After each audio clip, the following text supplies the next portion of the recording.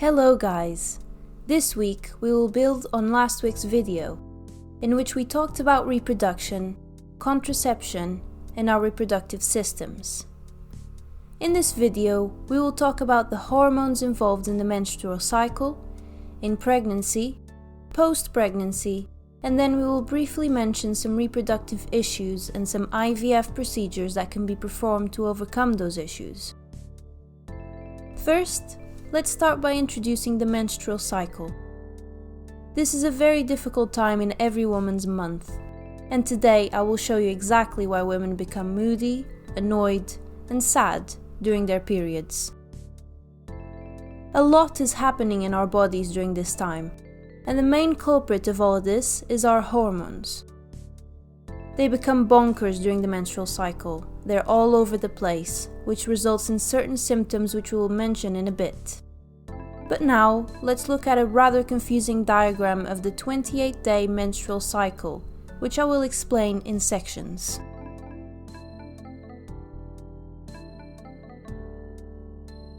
So the best way to interpret this diagram is by thinking that three things are happening at the same time. The oocyte is being developed in the ovaries, which is the top part of the diagram. At the same time, the hormonal levels are changing. This is represented in the middle part of the diagram. The bottom part of the diagram represents the changes happening in the uterus during the cycle. So you've got ovaries, hormones, and uterus. Let's start with the ovaries. As you know, oogenesis starts at the ovaries, and this is when the oocytes are produced. Like I mentioned in the previous video, women are born with a predetermined number of eggs. These undeveloped eggs are located in follicles, which are like sacs in the ovaries. A few of these follicles develop each month, but only one of them is going to develop all the way and allow the oocyte to be released during ovulation. The other ones will disintegrate over time. So in the first 14 days of the cycle, the follicles are developing, whilst the first half of oogenesis occurs, and this is called the follicular phase.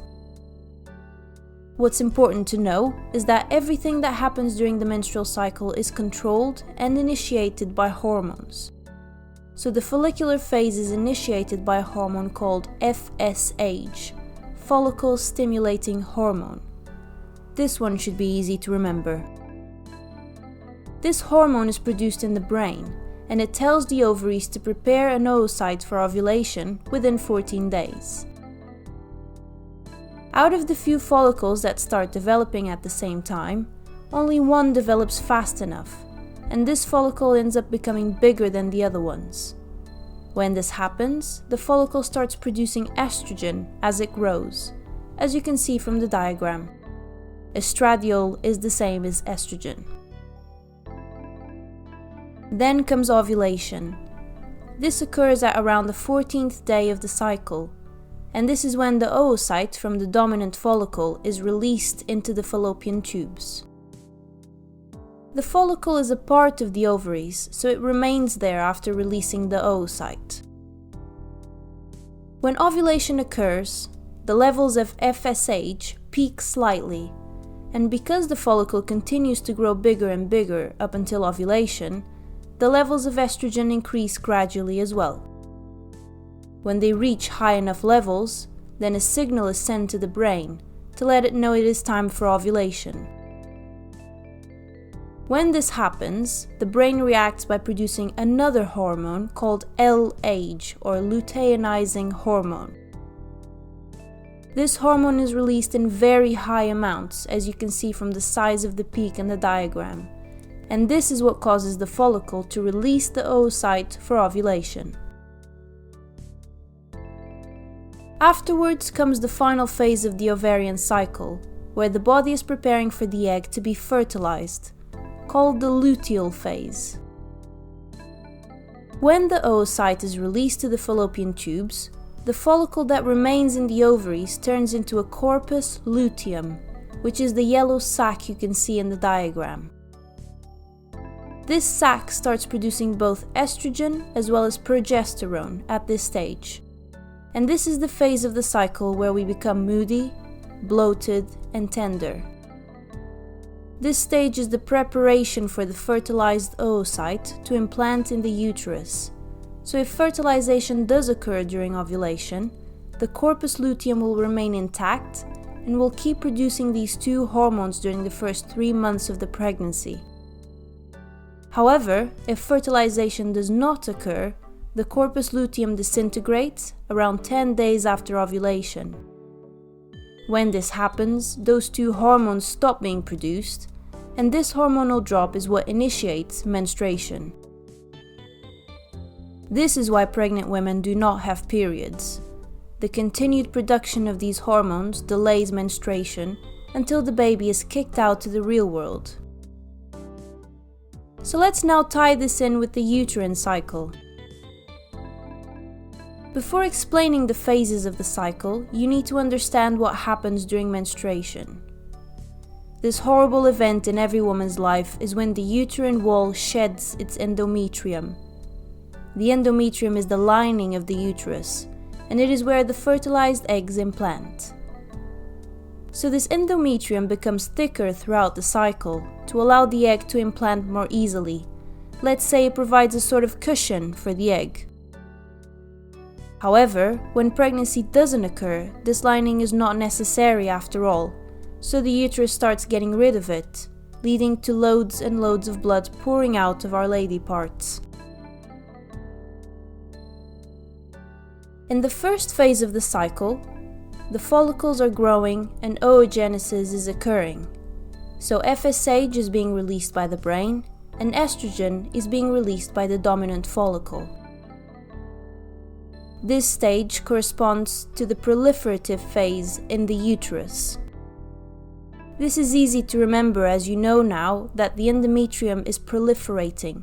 It is becoming thicker to get ready for implantation. This thickening is a response to the estrogen being released by the follicle. After ovulation comes the secretory phase in the uterus. You might be wondering why it's called secretory. Shouldn't it be called the shedding phase? Well, no, because whether there is fertilization or not, the uterus is secreting chemicals that will either help implantation, in case there is one, or chemicals that will help shed the endometrium in case fertilization does not occur. So if fertilization does not occur, the uterus secretes chemicals called prostaglandins. These are responsible for the uterine contractions and the cramps that are typical of menstruation. These chemicals, alongside the drop in estrogen and progesterone when the corpus luteum disintegrates, cause the endometrium to shed, giving rise to menstruation. However, if fertilization does occur, the production of these prostaglandins is inhibited, and the progesterone and estrogen will keep on being produced by the corpus luteum, so the endometrium never sheds, allowing the fertilized egg to implant in the uterus. So a quick recap now. On the first 14 days of the cycle, this is what happens. The brain produces FSH to initiate the development of the follicles in the ovaries. The follicular phase in the ovaries, where one dominant follicle develops and meiosis occurs, giving rise to an oocyte. The follicle starts producing estrogen. The more it grows, the more it produces. This estrogen being released is then telling the uterus to thicken the endometrium to prepare for pregnancy, which corresponds to the proliferative phase in the uterus. Then you have ovulation between the 13th and the 15th day of the cycle. This is when the estrogen levels are high enough, so they signal the brain that ovulation is imminent. The brain then starts releasing a lot of LH, and this causes the follicle to release the oocyte. And then on the last 14 days of the cycle, the luteal phase occurs in the ovaries. This is when the dominant follicle turns into a corpus luteum, which starts producing estrogen and progesterone. The uterus enters the secretory phase because of the levels of estrogen and progesterone that are increasing. And then one of two things occur. If fertilization occurs, then the corpus luteum remains intact for the first 3 months of pregnancy, continuing to produce estrogen and progesterone, and therefore the uterus does not secrete prostaglandins, so the pregnancy can go ahead. Or, if fertilization does not occur, the corpus luteum disintegrates around 10 days after ovulation, so estrogen and progesterone stop being produced. This drop in the hormones leads to the uterus secreting prostaglandins, and then the uterus starts contracting and shedding the endometrium, initiating menstruation.